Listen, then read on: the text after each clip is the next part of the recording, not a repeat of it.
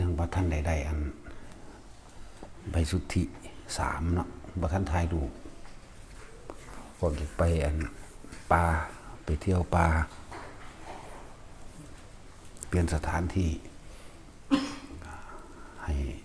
เฮ็ดใบสุทธิให้ก่อนจังไปอันพวกที่เหลืออยู่พวกที่ได้แล้วก็ไปแต่ไปแล้วหลังจากปีใหม่มานี่ไปเที่ยวป่าจาริกกังคะธุดงค์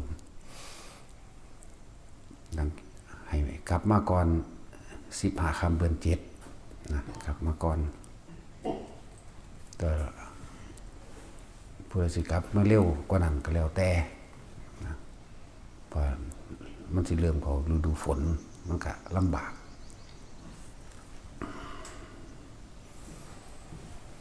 สำหรับผู้ที่อยากบวชก็เดินทางมาฝึกหัดขานค่ำขออุปสมบทฝึกหัดขานเราก็อยู่ไปเรื่อยๆนั่นแหละสักก่อนบ่แม่นมาฮอดปึ๊บฟ้าวสิบวชเอาเดี๋ยวนี้เขา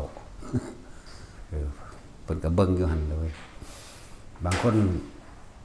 เดินทางมาฮอดแล้วนี่จุดประสงค์ว่าสิบวชแล้วก็มานอนถ้าบวชอยู่หั่นแหละฮอดบ่เฮ็ดอีหยังซอยหมู่บ่ได้บวชเด้ถ้าเป็นแนวนั้นแม่นว่าเข้ามาแล้วก็แบบนั้นแหละแบบนอนอยู่หั่นแหละเล่นอยู่หั่นแหละบ่ได้คิดว่าสิสร้างกิจกรรมอีหยังหรือสิสละตัวเองสละแรงคือบ่เฮ็ดการเฮ็ดงานอีหยังนอนถ้าบวชบางคนก็เฮ้ยกลับไปมันแบบนั้นแหละก็แบบนั้นแหละบ่เฮ็ดหยังบ่อ่านบ่ศึกษาพระวินัยบ่ศึกษาพระธรรมเวลาทำกิจกรรมรวมคือทำวัดจังซี่ทำวัดเช้าทำวัดแลงก็บ่อยากมาแต่ก็เป็นค้านอืดๆนั่นๆนี่ๆโอ้อะไปฝืนบืนมาแน่แต่แรกๆบัดชินแล้วก็เริ่มใส่ความเก่าบ่จะเฮ็ดนะบางคนก็มาบวชแล้วก็ฟ้าวไปอยู่หม่องใหม่นั่นแหละบ่ได้ฟังความเพิ่นจักเม็ดความคำสอนนี่บ่แม่นอันโดยเฉพาะเพิ่นตั้งเอาเองเด้พูนพระวินัยพระพุทธเจ้าเพิ่นเด้พวกอนุบัญญัติบทเขาแล้วให้อยู่เอานิสัยซะก่อนคำว่านิสัยฝึกหัดขอวัดปฏิบัตินั่นแหละซะก่อน5 ปีจังย้ายออกไปอยู่หม่องใหม่ถ้าอยากไปนั่นน่ะหรือถ้าเพิ่นว่าบ่ผ่านบ่ให้ไปให้อยู่นี้ก็ได้อยู่แต่ฟื้นไปก็เป็นประทัวนั่นแหละฟื้นไปก็บ่รอดเอาตัวบ่รอดดอกจังซั่นแล้วบางคนก็แบบนั้นแหละบวชแล้วปึ๊บก็ฟ้าวไปเป็นอาจารย์ฟ้าวไปเป็นอาจารย์เลยสอนเลยจังซี่แหมหลายอย่างอยู่ดอกที่เบิ่งมานี่เฮาก็ได้แต่แนะประคองบอกทางแต่ว่าแต่คนมันบ่ปล่อยความยึดมั่นถือมั่นนี่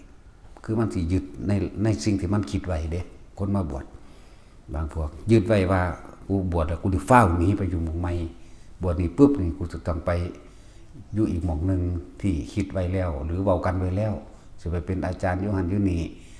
สิไปอ้างแค่ว่ากูบวชซื่อๆเด้เอิ้นว่ายึดความเห็นแต่ของไว้สรุปไปแล้วมาบวชแล้วสิฟ้าวไปหั่นสิไปอยู่นี่นะถึงเฮาก็มีผ่านมาหลายอยู่บางคนฟ้าวบวชปุ๊บหนีไปสวดมนต์ข้ามปีจังซี่บ่ทันได้ใบอีหยังอยู่มื้อเดียว2มื้อไปแล้วไปแบบบ่บอกไปแบบแอบไปก็มีไปบวชแบบโกงไปขี้ตัวไปก็มีนั่นแหละบ่รอดถึงได้ก็บ่รอดนั่นแหละเป็นซั่นตอนมาเว้าขอบวชเว้าปานพระอรหันต์มึงนี่ เพียงแต่ว่าพระวินัยขอแค่นี้ก็บ่ทันได้รู้จักอยู่แต่การบวชมันบ่แม่นว่าสิไปยึดเอาสิ่งที่ตัวเองสรุปความเห็นไว้แล้วว่าต้องแบบนั้นแบบนี้แล้วตัวเองสิเฮ็ดไปตามใจตัวเองบ่แม่นแบบนั้นมันก็ต้องมีครูมีอาจารย์มีพระพี่เลี้ยงค ค่อยแนะนำประคองกันไว้ตัวนั่นแหละค่อยอันนี้ผิดอันนี้ถูกอันนี้ควรอันนี้บ่ควรเด้บ่แม่นว่าบวชเขามาแล้วสิเป็นผู้วิเศษหรือเป็นในคนเคารพนับถือไปเลยเด้คนละแบบกันอยู่กับความคิดที่คิดไว้ตั้งไว้ที่ฟังมาหลายคู่หลายอาจารย์แล้วก็เอามาสรุปเป็นความเห็นเจ้าของเป็นแบบนั้นเป็นแบบนี้พวกอะนั่นแหละเห็นอยู่นั่นแหละไปว่าบอกพวกเข้ากันเป็นห่วงกันห่วงอย่างห่วงภายวินัยห่วงภายวินัยอย่าเฮ็ดผิดแปลกแหวกแนวโดยภายวินัยห่วงโดยธรรมโดยวินัยนั่นแหละห่วงคือยังดุดดังแขนขาอวัยวะของตนไปอยู่หม้องใดก็นำเบิ่งไปอยู่หม้องใดก็นำบอกถ้าบอกแล้วบ่ฟังก็คือตัดนะบ่ให้กลับมาอีกเด้บัดนี้ผู้นึงก็อยู่แถวนั่นแหละบ้าๆบอๆแล้วล่ะพวงแล้วจักบ่พวง อยู่หัวตะพานนี่ผู้นึงโอ้ยมีแต่แนวลึกลับพิเศษวิเศษไปพร้อมบ่แม่นแต่พิเศษ ได้อาทิตย์หนึ่ง100นี้ขี้ข้านว่ามีหยังขี้ข้านทำวัดขี้ข้านนั่นนี่คือบรรลุแล้วถือว่าเห็นหยังในความหมายของเขาก็อยากเป็นทางบ้าแล้วล่ะอีกผู้นึงก็ไปตั้งตัวเป็นอาจารย์สอนลูกศิษย์ลูกหาแปลว่าลูกศิษย์เขาภาวนาเก่งกว่าตีบัดนี้แก้เขาบ่ได้ตีนั่นแหละจังซั่นก็มีเด้บางคนก็ตอนเว้าวันอรหันต์เราจะไปสวดมนต์ข้ามปีโอ้ยอรหันต์นี่ยังไปจังซั่น คือมันบ่ฮู้จักเลยว่าคือบวชอยู่นี่เราสิไปสวดมนต์ข้ามปีมื้ออื่นเราสิไปอยู่มื้ออื่นเพราะว่านัดกันไว้แล้วจังซี่ก็มีเด้บ่จักหยังบ่แม่นแบบนั้นเด้อผู้ใดสิคิดว่าสิมาบวชแล้วมาเป็นอาจารย์เลยสิหรือสิไปเป็นเจ้าอาวาสหมู่หันหมู่นี้เลยจังซี่หลายคน6 7พุ่นล่ะจื้อก็บ่ได้ฟ้าออกไปเรื่อยแม่หมู่นัดอยู่หันหมู่นัดอยู่นี่ไปแล่นไปหาหมู่อยู่หันอยู่นี่ไปจังซี่นะบางพวกว่าไปปวดมนต์ข้ามปีอยู่ประเทศลาวว่าซั่นเท่าเดือนนี้บ่ทันมาอยู่ ก็บ่ต้องมาดอกเพราะว่าถ้าแบบนี้แล้วเฮาก็บ่เอาถือว่าบ่เป็นบ่อยู่ในความรับผิดชอบของอันสถานธรรมเฮาแล้วนะนั่นแหละหลายแบบ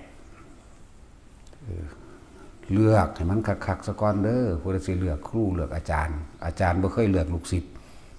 ลูกศิษย์นี่เลือกคือต้องยอมรับให้เพิ่นด่าเด้ยอมรับยอมให้สอนยอมให้บอกถ้าบ่ยอมก็อย่ามาตัว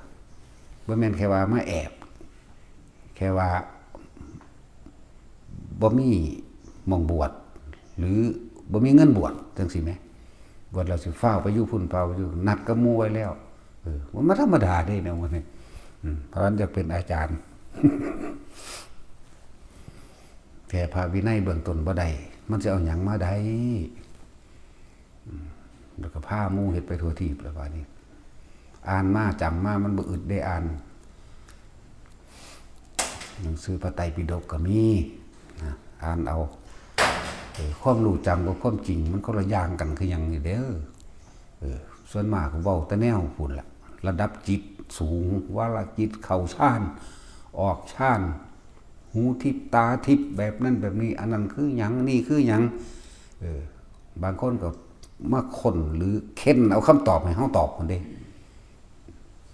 เบื้องต้นก็ยังว่านได้อยู่มันจังได้สิไปได้ระว่างสี่สุดมันได้เนาะนั่นแหละตัวเองบ่ทันมีประสบการณ์อีหยังจังว่าพวกสิมาบวชต้องยอมให้เพิ่นคือยอมให้เพิ่นสอนบ่แม่นมาสอนเพิ่นนั่นแหละต้องยอมรับนะเลือกดีๆเด้อเลือกบ่ถูกใจมันสิเสียใจเมื่อภายหลังโอ้ยผิดหวังไว้กูไว้ละบาดนี่สอนบ่ตรงสเปคกูสอนบ่ตรงตัวเองยึดเข้าใจว่าล่ะบอกบ่ตรงที่เจ้าของยึดมันเลยผิดเข้าใจว่านั่นแหละเอิ้นเขาว่ายึดมั่นถือมั่นยึดความเห็นเจ้าของเป็นใหญ่เด้อนั่นน่ะตามความพอใจของเจ้าของเองบางคนก็ถามเพื่อสิให้เฮาตอบว่ามันตรงกับ ครูบาอาจารย์องค์นั้นองค์นี้หรือตรงกับหนังสือบ่ตรงกับหลักการบ่ตรงกับที่ตัวเองมีคำตอบไว้แล้วนั่นแหละจึงบอกว่าโอ้ยฟังเบิ่งกวนอรหันต์ก็มึงสิถามเป็นหยังแต่มึงรู้อยู่แล้วเนาะหลายอย่างอยู่สำหรับนั่นก็คือมาศึกษาเบิ่งก่อนตัวมาซ่อมเพิ่นเบิ่งก่อนตัวอยู่แม่นจักเดือนพุ่นซะก่อนตัวไว้บางคน6 เดือนพุ่นเด้ออยู่เบิ่งบ่เข้าท่าเว้ยก็ไปตัวจังบ่เสียเวลานั่นบ่ล่ะโอ้ยอาจารย์บ่แม่นดอกเสียเวลากูเบิดหามึงนี่ก็อยู่เบิ่งตอนบ่ทันบวชนี่แหละเฮาก็สิเบิ่งมันคือกันแล้วมันเฮ็ดหยังบ่ขึ้นมาทำวัดบ่ท่องบทนั้นนี่หรือศึกษาบ่หรือถ้าเฮ็ดเวียกเฮ็ดงานซอยหมู่แน่ล่ะเว้ยเนาะเฮ็ดหยังเขาพาเฮ็ดหยังก็เฮ็ดไปก็แก๊กๆไปนั่นแหละเฮาก็เบิ่งไปหั่นแหละบางคนบ่เฮ็ดหยังเลยถ้าเอาแตะบวชอย่างเดียวแค่2 อาทิตย์ก็ทนบ่ได้ก็หนีไปล่ะแม่นมึงบวชเข้ามามึงก็บ่เฮ็ดหยังคือเก่าแล้วมึงก็ไปขี้คร้านนอนเว้นคือเก่าล่ะมากินข้าวแล้วเก็บเอาของหนีแอบหลีไปกินอยู่กุดคือเก่าแบบนั้นเลยนั่นแหละสำหรับผู้ที่เดินทางมาบวชก็เดินทางมาก็มาอยู่ซะก่อนจะว่าครบหมายถึงพระพี่เลี้ยงเพิ่นสอบเพิ่นทวนให้เพิ่นซ่อมให้จังซี่ถ้าเพิ่นว่าผ่านก็ผ่านแต่เพิ่นว่าบ่ผ่านก็บ่ผ่านอีกจังนึงก็หมู่พวกที่อยู่ร่วมกันแต่เพิ่นว่าบ่เป็นตาดอกหมอนี่บ่เฮ็ดหยังสิคุยโว้โอ้อวดแต่กับหมู่บ่มาเฮ็ดเวียกนำหมู่บ่ออกไปจกบาตรบ่มาทำวัดจังซี่นั่นแหละก็ว่าให้กลับคืนเมื่อบ้านก็มีหลายคนอยู่เด้อบ่เป็นตาดอกเมื่อซะไปเอาค่ารถให้พร้อมแบบนี้เด้อบ่แม่น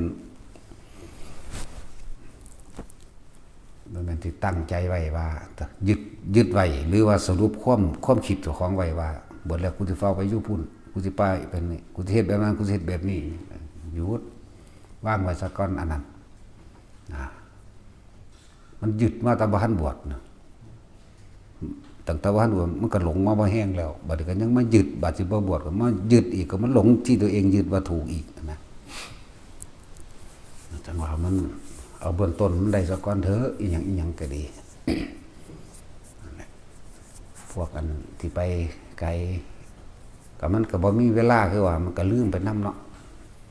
บาสิเฮ็ดใบสุทธิให้ก็ขาดอยู่3 องค์เขาก็ยาก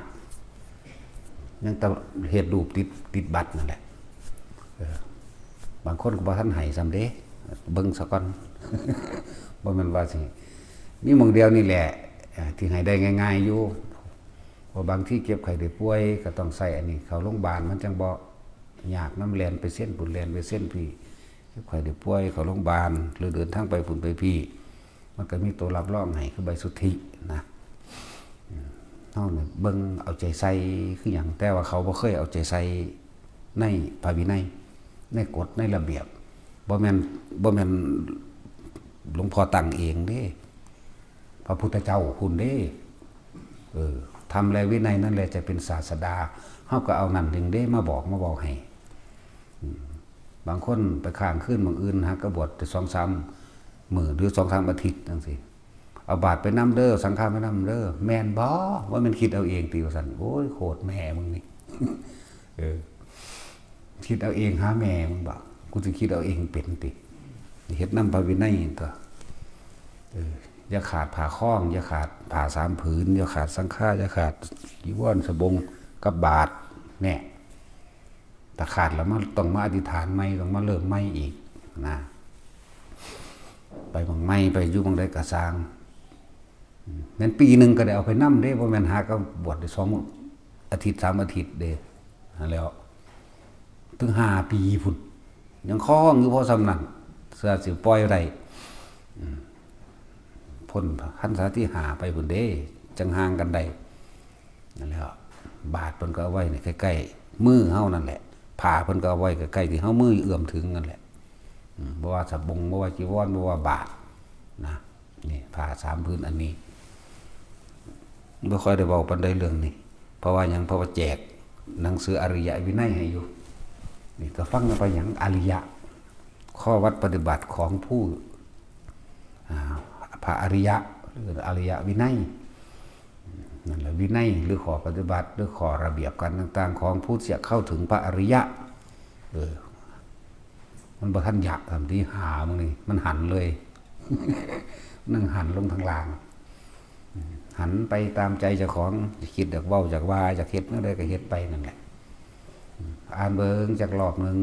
ก็ยังดีจนบ่ได้สงสัยแสดงอาบัติกับพันได้เป็น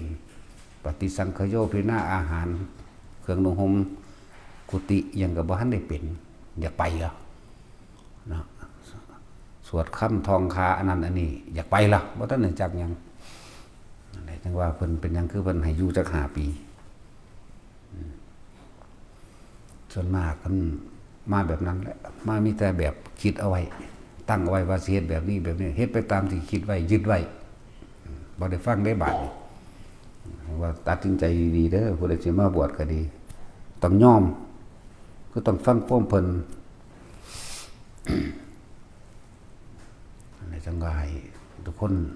เลือกดีๆเลือกอาจารย์เลือกสถานที่เลือกดีๆจังบ่เสียเวลาอันมีค่าของพวกเจ้าเนาะเพราะว่าเฮามันเฮ็ดบ่มีค่าอยู่แล้วเฮานั่นพอละ